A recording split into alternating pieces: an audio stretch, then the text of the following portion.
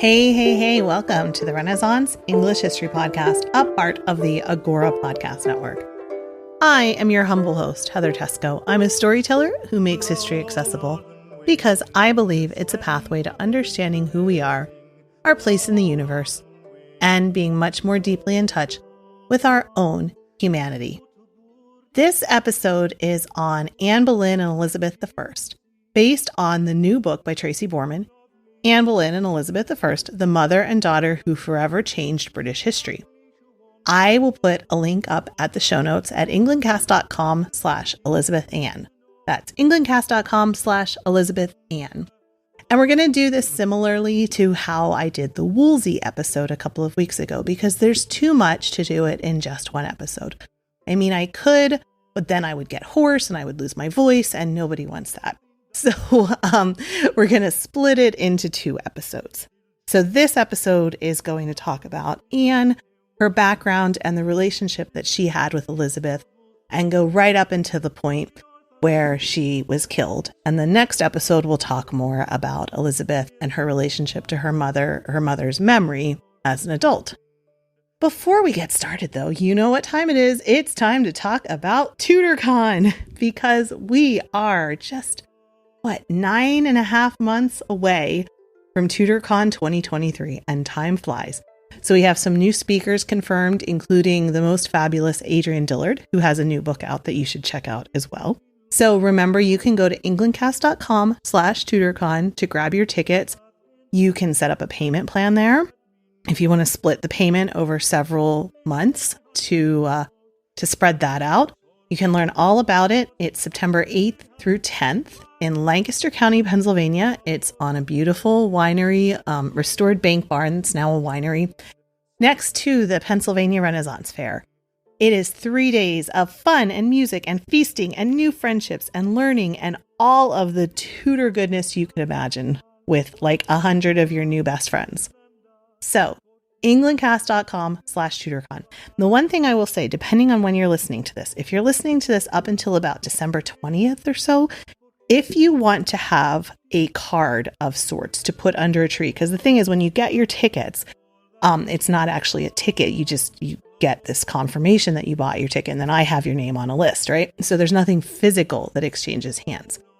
But if you want something physical to put under a tree or under whatever sort of holiday decoration you have at this time of year, if you let me know, I will write a card out and I will send it. So up until I'd say like the 20th for it to get to you. I, of course, can't control the United States Postal Service. That would be cool if I could, but I can't. So I will send it priority mail, and hopefully it will get to you. So if you do that by around the 20th or so, if you want to have this as a gift, perhaps send a note to the person who is supposed to be buying you gifts and let them know. And then we'll have a little card there for you to have under the tree or in your stocking or wherever it is you put gifts at this time of year. That is my note on TutorCon. I hope to see you there. It's going to be so much fun. So, Anne and Elizabeth. One of the most famous items that Elizabeth kept with her for her entire life was a ring that had a portrait of both Elizabeth and Anne on the inside. It was something that Elizabeth always kept with her. It's evidence of just how close she was to the memory of her mother.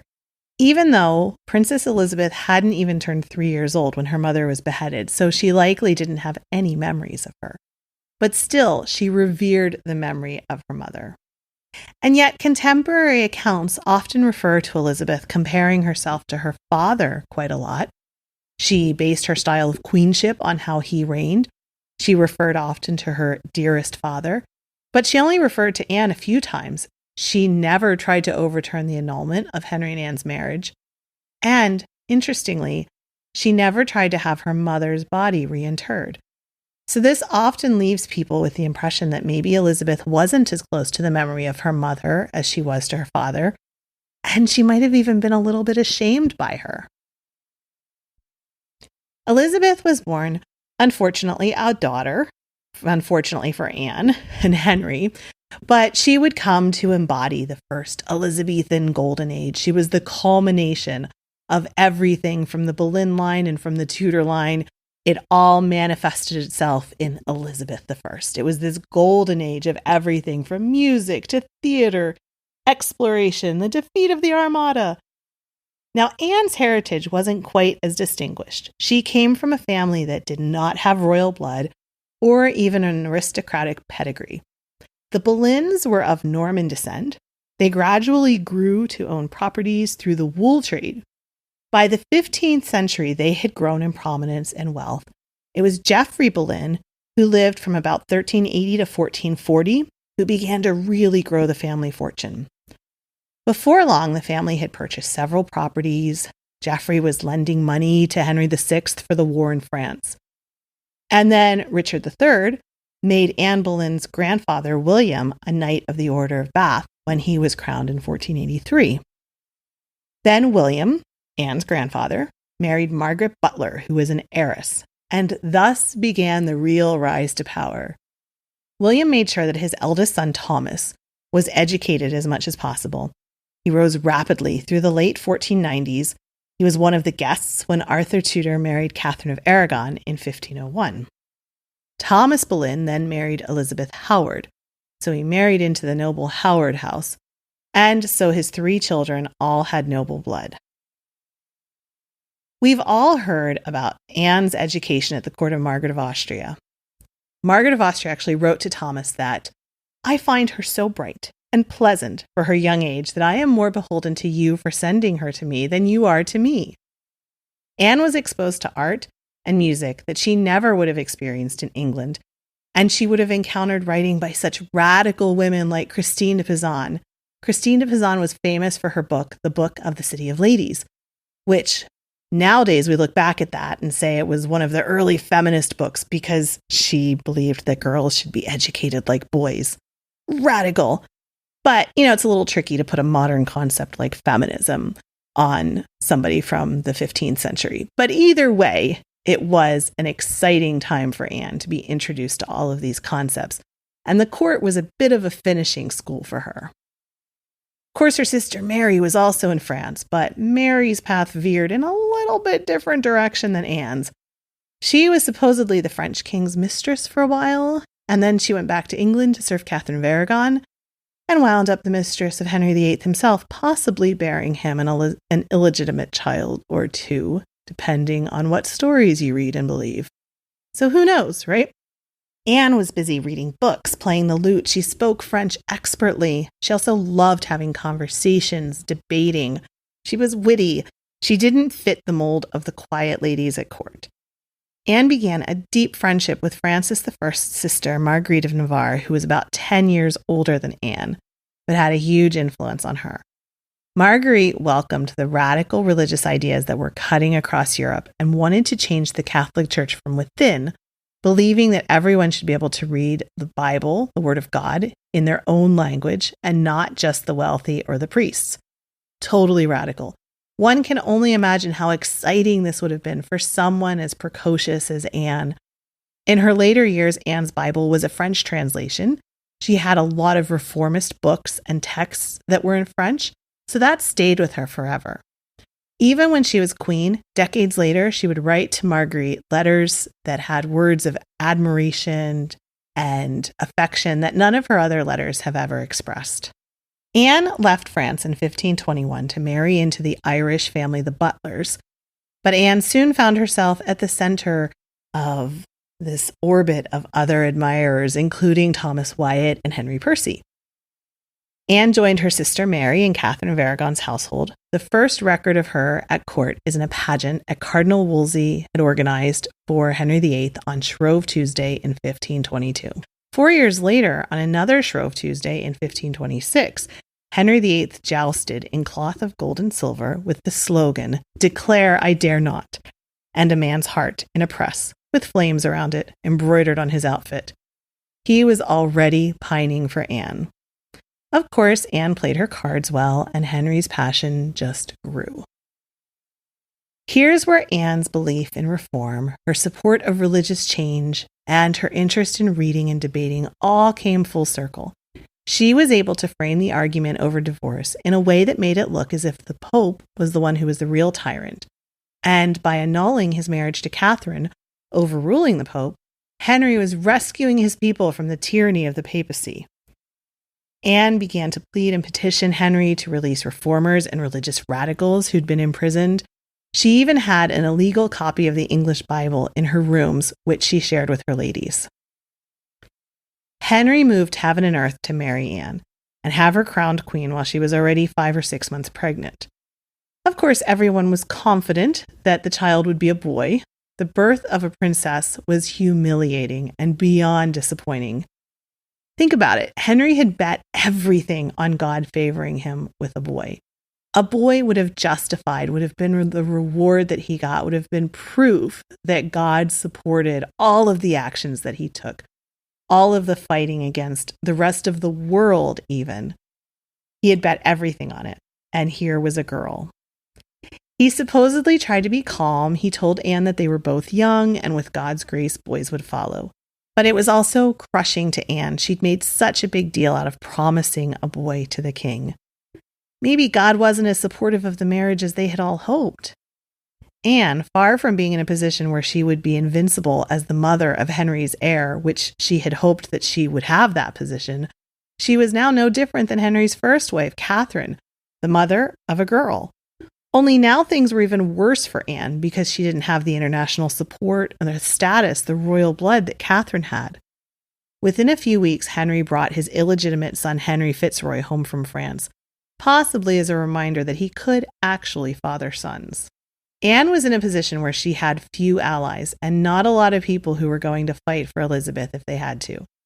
Elizabeth did bring out Anne's maternal side, though.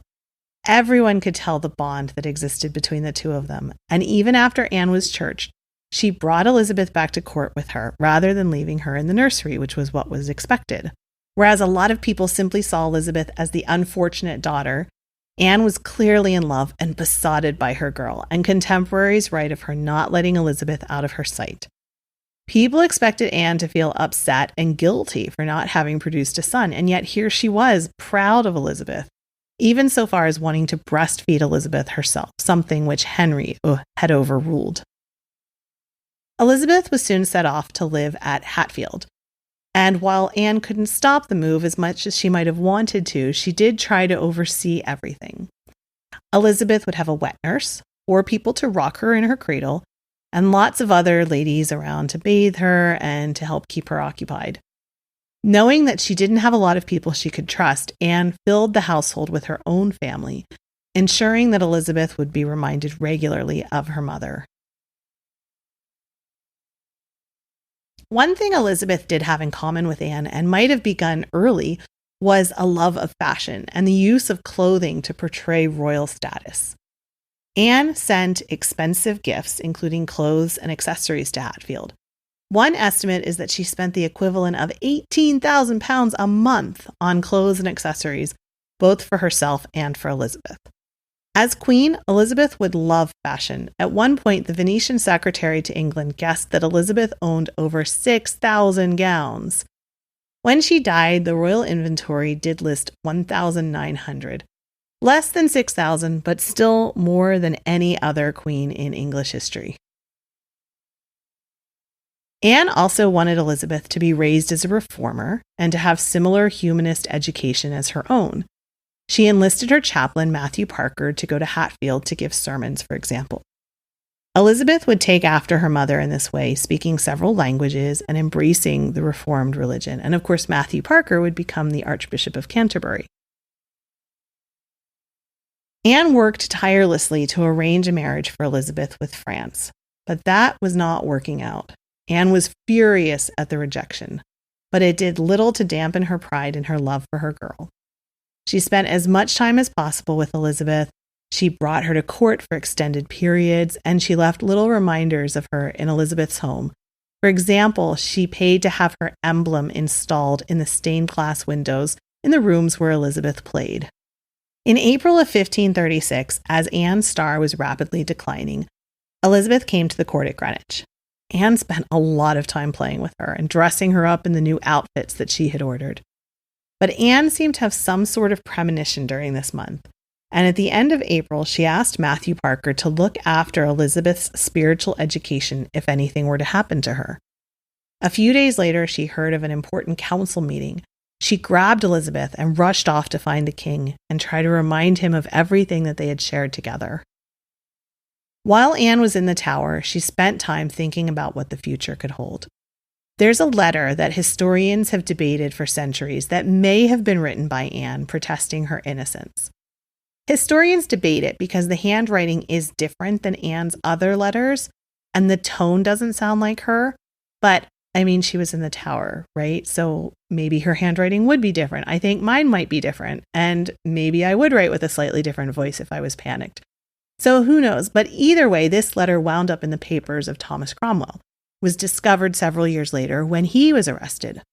When she was queen, Elizabeth would have copies of this letter made. She wanted to preserve the letter protesting Anne's innocence. While she was in the tower, Thomas Cranmer had the job of having Anne agree to an annulment of the marriage to Henry. This seemed like a bit much since Anne had already been sentenced to death, but Henry wanted the way clear to marry Jane Seymour and wanted to make Elizabeth illegitimate so that any heirs from Jane would be higher up in the precedence. He also maybe wanted to make Henry Fitzroy his heir at this point as well. Either way, it seemed that Cranmer dangled the possibility of banishment to a nunnery in front of Anne so that she agreed to the annulment, even though it would have made Elizabeth illegitimate. Why she did this is up for debate, but she might have believed that an alive mother was better than no mother, whether Elizabeth was considered illegitimate or not. Of course, it wound up not mattering in the end. The punishment stayed death, and now Elizabeth was illegitimate on top of it all. Anne did Elizabeth one final service on the scaffold, though, when she spoke nothing but good of Henry. This was likely an attempt to soften his heart towards her and her daughter. Even though she was only queen for 3 years, Anne left a mark on English history, especially through the Reformed religion and support of England pulling away from Rome. Elizabeth would also be left with the qualities that Anne had instilled in her, this humanist education, her precociousness, wanting to have conversations and not just be quiet and sort of sink into the wall. But Elizabeth was able to learn from some of Anne's mistakes as well. After Anne was killed, Elizabeth's household was greatly reduced. Mary got some of her precedence back.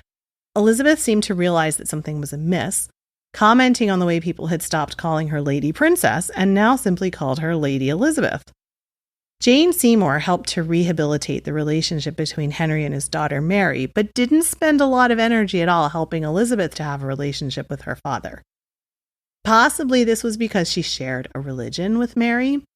She also might have been bothered by Elizabeth, who was this kind of constant reminder of Anne Boleyn, and maybe Jane felt a little bit of guilt about what happened with that. Who knows? But either way, Elizabeth sort of faded into the background during these years. Rumors actually began to circulate that maybe Henry wasn't even Elizabeth's father, since Anne had committed adultery with so many men who even knew who the father was. And this is one of the rare cases where Maury Povich would have been a welcome addition to Tudor England. Anyway, the psychological effects that the death of her mother would have had on Elizabeth have been written about and debated for years. It's tempting to put up a modern diagnosis on a pre-modern person, but the truth is that she did suffer from anxiety, she was distrustful, she was often emotionally unstable. She even had physical manifestations, things like fainting fits and stomach problems. So who knows if this came from her anxiety and it was just sort of manifesting itself in physical ways. Either way, she was aware from a very young age that life could be precarious, and she clung to the most loyal friends and servants that she could find, sometimes even when they did not deserve her trust. And that's what we're going to talk about next time. So we're going to leave it there for this week. Hop on into the Tudor Learning Circle at tudorlearningscircle.com to discuss this and all other things Tudor. It is a social network just for Tudor history nerds. And grab your TudorCon tickets, englandcast.com/TudorCon, and plan your trip to commune with your fellow Tudor history lovers in September 2023. Hey, happy everything. Happy Christmas. Happy whatever you celebrate.